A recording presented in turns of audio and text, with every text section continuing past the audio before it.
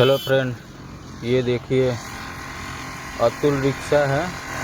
कैसे रेस हो गई ये गाड़ी, एकदम धुआं धुआं हो गया।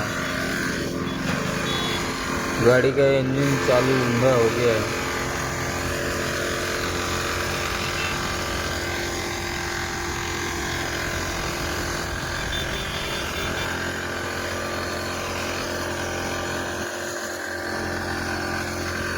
बंद कर दिया।